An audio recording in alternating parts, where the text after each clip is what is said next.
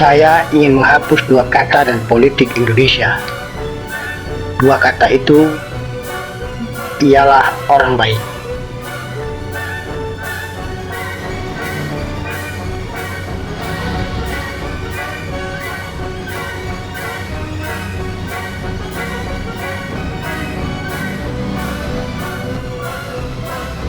Karena setiap kali bangsa ini menghadapi masalah, selalu ada yang berkata, kita hanya kekurangan pemimpin yang baik. Benarkah kalau begitu?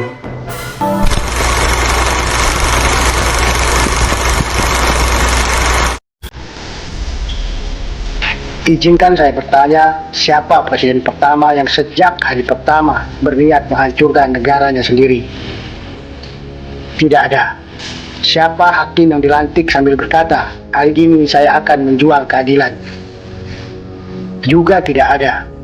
Siapa anggota parlemen yang berkampanye dengan kalimat, pilih saya akan mengkhianati rakyat? Tidak pernah ada. Lalu, mengapa penyalahgunaan kekuasaan terus muncul di hampir setiap zaman, di hampir setiap negara, di hampir setiap peradaban? Mungkin masalahnya bukan karena kita kekurangan orang baik. Mungkin selama ini kita sedang mengajukan pertanyaan yang salah.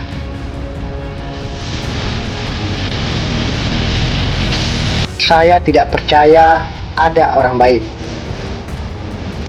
Tenang, jangan tutup dulu video ini. Saya bukan mengatakan semua manusia pasti jahat. Saya hanya ingin bertanya, siapa yang bisa membuktikan bahwa seseorang akan tetap baik ketika suatu hari seluruh kekuasaan berada di tangannya? Karena sejarah tidak pernah kekurangan orang yang mengaku datang untuk menyelamatkan bangsa. Tetapi mengapa sejarah juga tidak pernah kekurangan kisah tentang penyalahgunaan kekuasaan? Apakah orang-orang itu berubah? Atau memang sejak awal kita sedang mempercayai sebuah dongeng?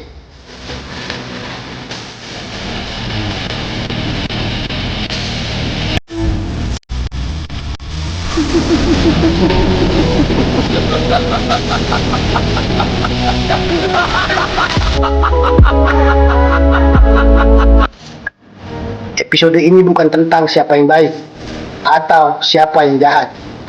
Episode ini tentang satu pertanyaan yang telah diperdebatkan para filsuf selama lebih dari 300 tahun.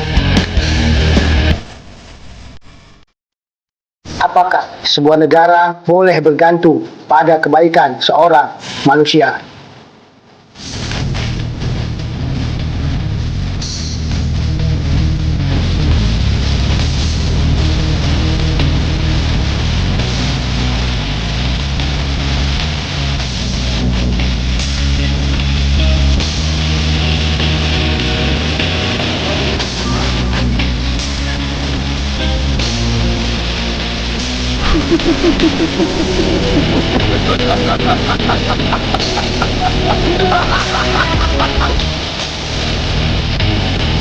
Saya ingin mengajukan satu pertanyaan. Pertanyaan ini sederhana, tetapi mungkin akan mengubah cara Anda memandang negara.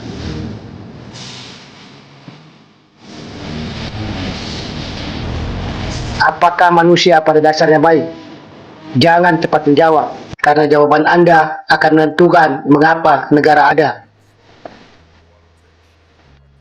Kalau manusia memang selalu baik, mengapa ada pintu yang harus dikunci? Kalau manusia selalu jujur, mengapa ada kwitansi?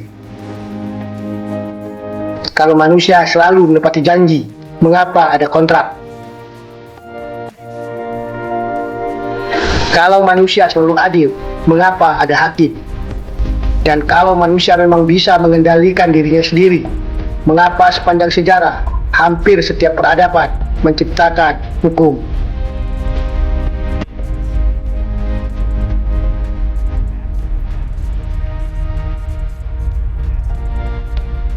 Bayangkan Anda adalah manusia pertama di bumi.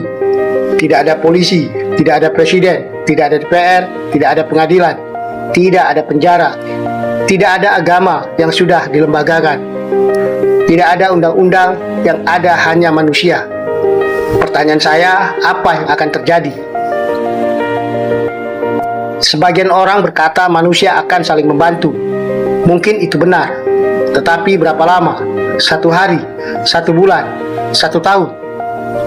Lalu ketika makanan mulai habis, siapa yang lebih berhak? Apakah yang menemukan?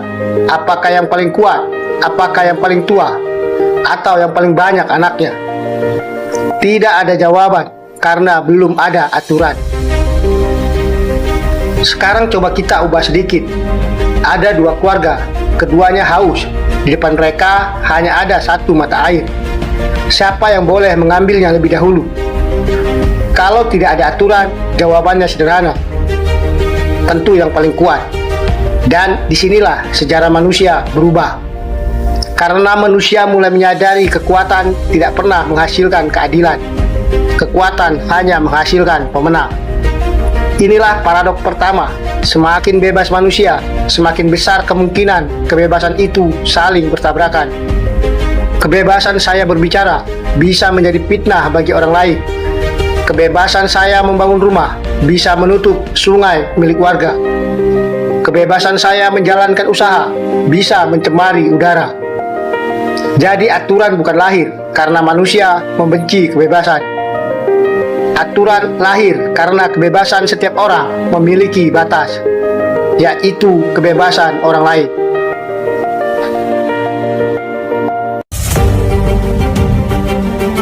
Tetapi disinilah kebanyakan orang berhenti berpikir. Mereka mengira aturan selalu baik.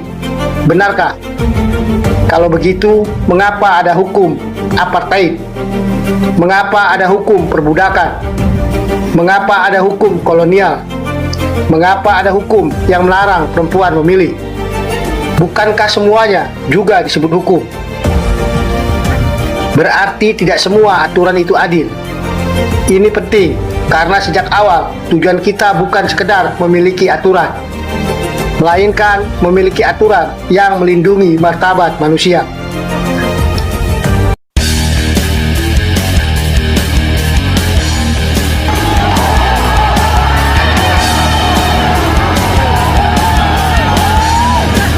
Gelombang protes anti korupsi di Nepal yang dipimpin generasi muda khususnya Gen Z memuncak dengan aksi.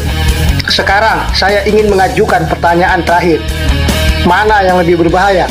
Tidak memiliki aturan atau memiliki aturan? Tetapi aturannya dibuat hanya untuk melindungi penguasa. Karena sejarah menunjukkan bangsa tidak hanya hancur karena kekacauan. Banyak bangsa justru hancur karena hukum dijadikan alat kekuasaan. Dan sejak titik itulah, manusia mulai mencari sesuatu yang lebih tinggi daripada sekedar hukum. Mereka mencari keadilan. Dan perjalanan menuju keadilan adalah alasan mengapa negara terus berubah hingga hari ini.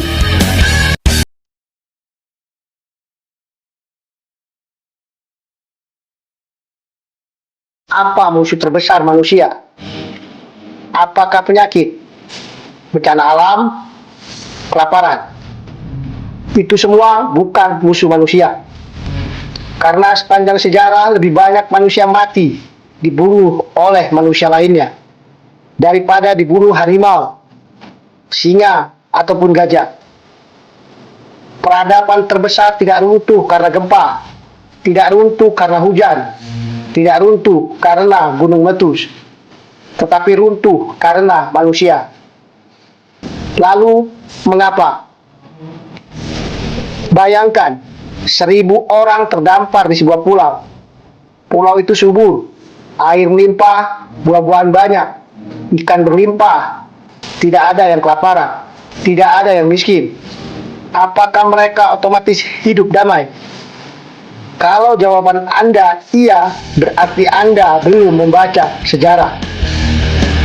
Karena perang hampir tidak pernah dimulai karena manusia kekurangan makanan. Perang dimulai karena manusia menginginkan sesuatu yang dimiliki manusia lainnya. Seperti kekuasaan, wilayah, kehormatan, perempuan, emas, keyakinan. atau sekedar karena merasa dirinya lebih benar. Disinilah saya ingin menghancurkan satu mitos bahwa konflik muncul karena kemiskinan. Tidak selalu. Contohnya Romawi. Romawi adalah kerajaan kaya, tetapi penuh perang. Bangsa Mongol menaklukkan hampir separuh dunia, bukan karena lapar. Imperium Inggris sudah menjadi negara terkaya, tetapi tetap menjajah. Mengapa? Karena semakin besar kekuasaan, seringkali semakin besar keinginan untuk memperluasnya. Masalah manusia bukan sekedar kebutuhan, tetapi keinginan, dan keinginan tidak memiliki batas. Ada dinamika yang luar biasa selama saya bersama mulai dinamika ada yang sampai terjerat hukum karena pelanggaran yang terdiri dari 8 partai politik, yaitu Partai Berontaknya, Partai Amanat Nasional, Partai Demokrat, Partai Gerindra, Partai Gelora, Partai Bulan Bintang, Partai Garda Republik, dan Partai Prima yang dihadiri lengkap oleh ketua umum masing-masing dan sekretaris jenderal masing-masing. Kita telah berbentuk secara final, secara konsensus, seluruhnya sepakat mengusung Prabowo Subianto sebagai calon presiden Koalisi Indonesia Maju untuk 2024-2029 dan saudara Gibran Rakabuming Raka sebagai calon wakil presiden dari Koalisi Indonesia Maju. Sekarang coba jawab ini. Kalau tidak ada aturan, mengapa orang harus menghormati milik Anda? Apa yang membuat rumah itu milik Anda? Apakah karena Anda membangunnya? Lalu siapa yang mengatakan itu? Karena Anda membelinya. Membeli menurut siapa? Karena ada sertifikat. Sertifikat dikeluarkan oleh siapa? Perhatikan, semua jawaban kita akhirnya selalu kembali kepada sesuatu yang tidak terlihat. Bukan batu, bukan kayu, bukan tanah, tetapi sebuah kesepakatan.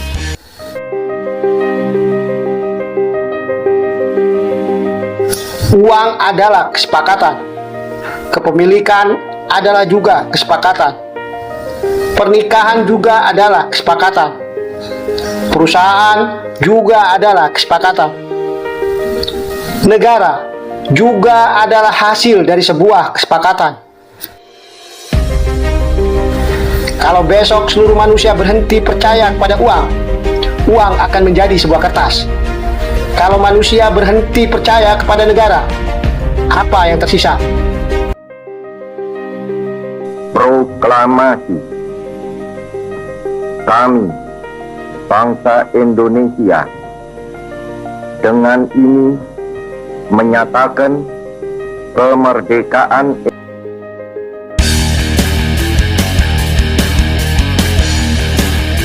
Negara bukanlah sebuah benda. Negara adalah sebuah ide yang dipercayai bersama. Tetapi, mengapa manusia rela mempercayainya? Karena ada sesuatu yang jauh lebih menakutkan daripada hidup di bawah aturan, yaitu hidup tanpa aturan.